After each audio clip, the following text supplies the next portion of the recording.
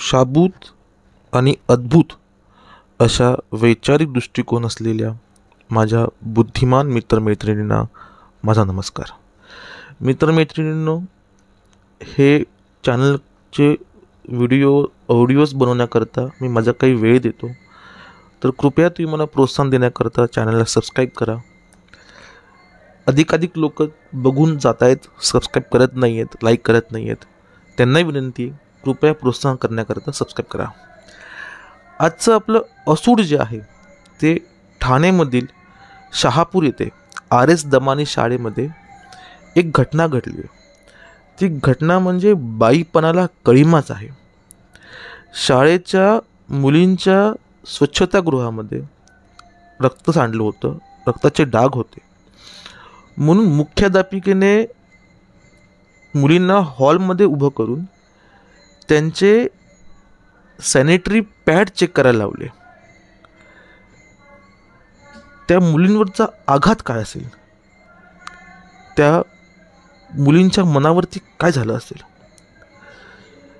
ज्या मुलींना पाळी येत नाही आहे, ज्या अजून परिपक्व झाल्या नाही आहेत, त्या तर बिचारांना काही कळत नसेल की हे सगळं होते का, कशा करता होते. पालकांनी शाळेला घेराव घातला, आंदोलन केले, पोलीस आले. पोलिसांनी 8 जणांवरती पोक्सो अंतर्गत कारवाई केलेली आहे. त्यामध्ये शाळेच्या मुख्याध्यापिकेसह 5 शिक्षिका, 1 शिपाई आणि व्यवस्थापन समितीमधल्या 2 महिलांचा समावेश आहे. या घटनेमागे पोलीस कारवाई करतीलच.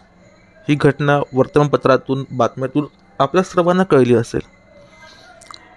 पण मित्रमैत्रिणींनो, या घटनेवरून हे सिद्ध होते की आजही सावित्रीबाईवरती तेवढाच अन्याय होतो तेव्हा सावित्रीबाईवरती अन्याय होत होता. यातून आपण विचार करावा. सरकार म्हणतं बेटी बचाओ बेटी पढाओ, अशा कशा मुली पढवायच्या. आणि जर काही असं सुरूच होत असेल तर ती मुलींचा विटाळ, मुलींना बाहेर बसवा, त्यांच्याकडनं अन्न शिवलेलं खाऊ नका, देवाजवळ जाऊ नका, ही तिस्तर मानसिकता अजून जिवंत आहे. तुम्ही तुमचे विचार, तुमच्या मनातली भावना कमेंट्समध्ये सांगा.